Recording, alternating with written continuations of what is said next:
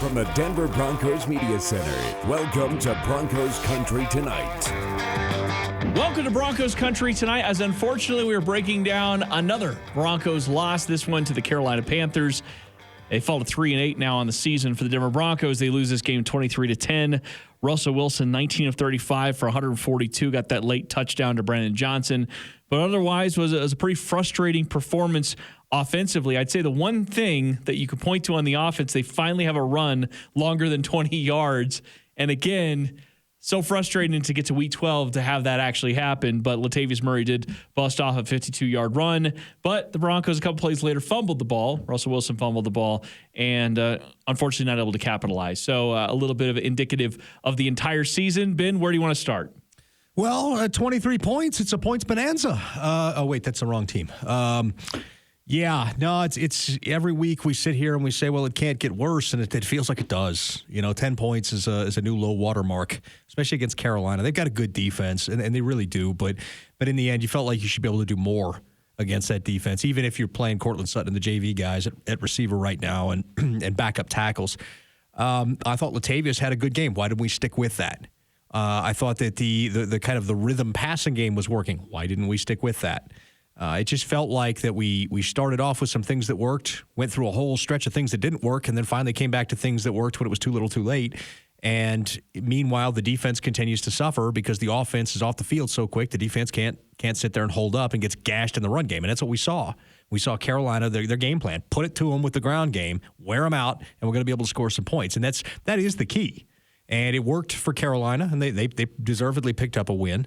But, it continues to be the same problems for the Denver Broncos, both offensively and defensively. I thought it sort of summed things up perfectly. Josie Jewell causing the fumble at the goal line of Sam Darnold, who recovers his own fumble. The ball bounces right back to him, and he rolls on his side into the end zone for a touchdown. If that's not a more appropriate way to describe the season, I don't know what it is. Well, yeah, just a little microcosm of. I mean, come on, like Josie Jewell, great play. Right, strips the ball as Sam Darnold is running in for the quarterback. Log rolls his way into the end zone. Yeah, and then he log rolls his way in. I mean, come on. It's just the Broncos just aren't catching breaks on top of that, and you'll have people that'll say that's loser culture and that kind of stuff, and sometimes the breaks happen, sometimes they don't. I mean. Look at the 2015, the Super Bowl season. The Broncos caught all the breaks, that year. Did. So this is the pendulum swinging back the other direction. It happens. I think a lot of this season, people can kind of look at this and say, okay, we're done. We're out of it. We're not mathematically eliminated from the playoffs, but we're effectively eliminated from the playoffs. So let's find out.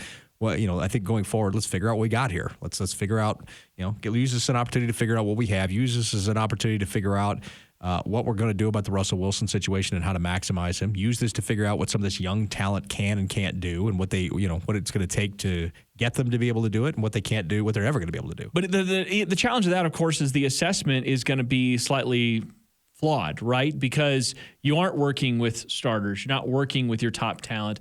Maybe you get Jerry Jeudy back here soon. Maybe KJ Hamler can do something towards the end of the year. But your offensive line has been decimated. I mean, there's only so much you can do about that. I agree with you in principle, though, because what else can you do, right? And you can't just – I see a lot of fans just sort of throw their hands up and be like, I'm done. It's like, well – there's still 6 games to play. The team can't do that. They can't physically do that. They have to go out there. They have to play games. And there has to be some kind of carrot in this. There has to be some kind of value to it. Otherwise, guys really will quit at some point. There will be so many business decisions, and it won't be a pretty sight out there. I don't think that's really happening just yet. I think the guys are frustrated. I think that we saw a defense that was kind of beat down in this game, but I didn't see quit necessarily out there. Maybe a couple of guys got to a point where the weight of the season, the physicality, the mentality of it really weighs on you, but I didn't see quit. No, and you're not. And then there's the Mike Purcell, Russell Wilson interaction. Yeah. A lot of that's being mischaracterized by media with preconceived narratives trying to push, everybody hates each other, sniping. That wasn't it at all. Like Mike Purcell and Russell Wilson both came out independently of each other and explained the same thing without having had time to talk to PR, so the people who say it's PR spin. And that was basically that, Purcell was angry that he'd gotten a flag, and as he was walking off the field, Russ is trying to clap, and Mike Purcell went over there to fire him up, so we need some points, let's go, and there might have been an expletive in there too, but, and Russ is not an excitable guy, he's kind of even keel, kind of laid back, and, Mike Purcell's kind of a fiery guy at times, and I think that all that happening with Nathaniel Hackett in the frame in front of him, it kind of juxtaposed. People jumped on some narratives there, but in the end, these guys, they haven't turned on each other yet. There are going to be people in the locker room who like or dislike each other. That's fine. But this team hadn't turned on each other. You see guys out there trying to make plays. You see guys out there still trying. They didn't look like they'd quit. I think you just continue to go forward and try to do what you can do to stack as many wins as you can, evaluate the talent on this roster, and hope that by the end of the season you've figured some things out about yourself that you can carry forward. Well, certainly. And it starts really with the offense. I mean, if you can get some kind of consistency would be a good word. I'd say explosiveness, honestly. Like at this point, I just want to see 23 points eclipsed.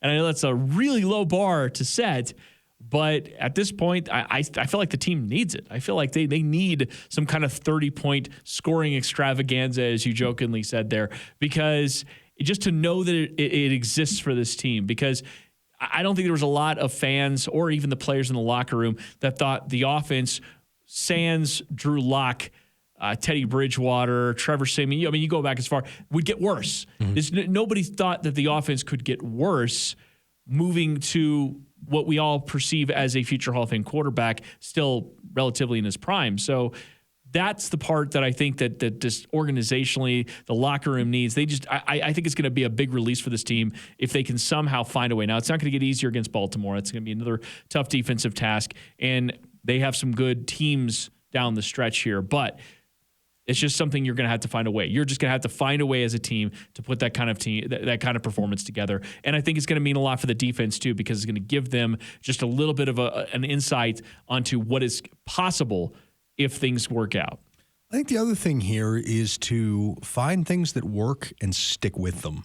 Yeah.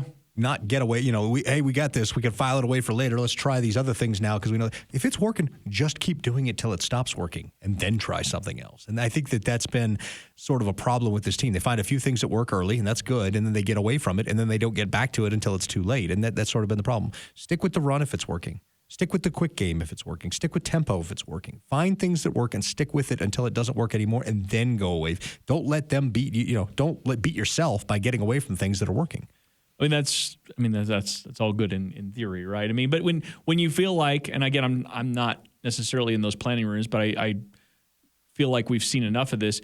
When you feel like nothing's working or nothing's consistently working, you're constantly throwing things against the wall. Mm-hmm. You don't really know who you are, what your identity is, what you're trying to accomplish, and other than we want to be one of the best offenses, one of the best red zone teams. And that's what's so remarkable. I was reading Bill Barnwell, and he was kind of pointing out the fact that you took a guy that was specialized in red zone in Green Bay. Like that was Nathaniel Hackett's job, is designing red zone. And they were one of the best red zone offenses in the NFL.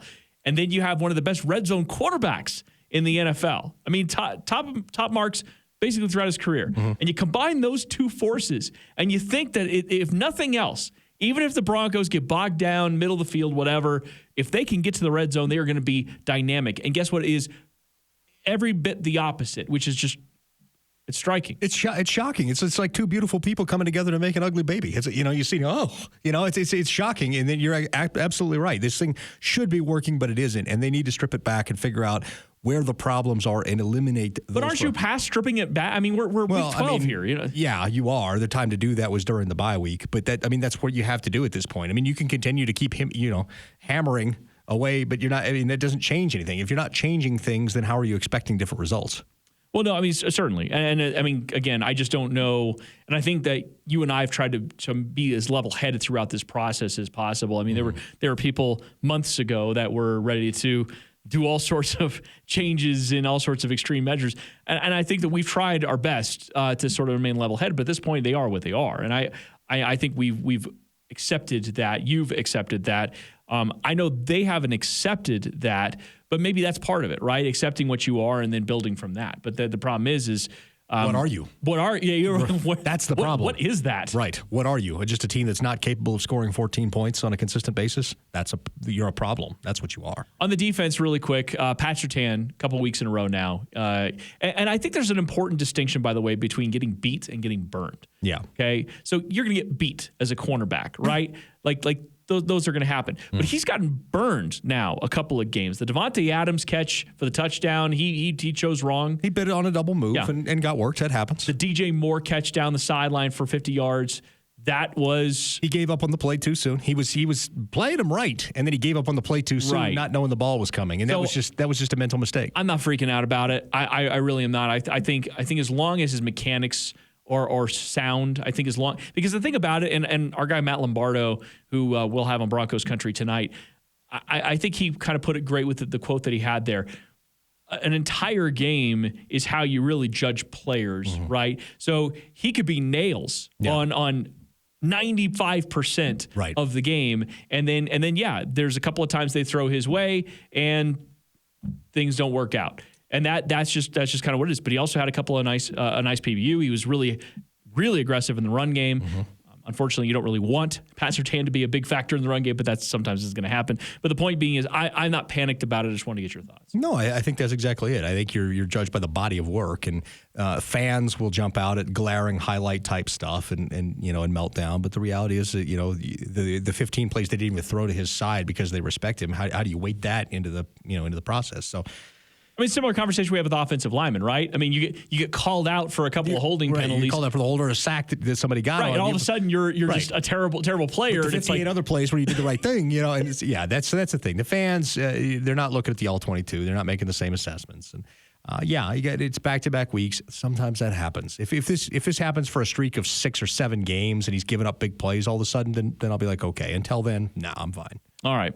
Well, we'll obviously spend the rest of the week sort of sorting it all out. Figure out what's next, especially with the game coming up on Sunday with the Baltimore Ravens. For Benjamin Allbright, I'm Ryan Edwards. Thanks for watching Broncos Country Tonight. Denver's going to win it!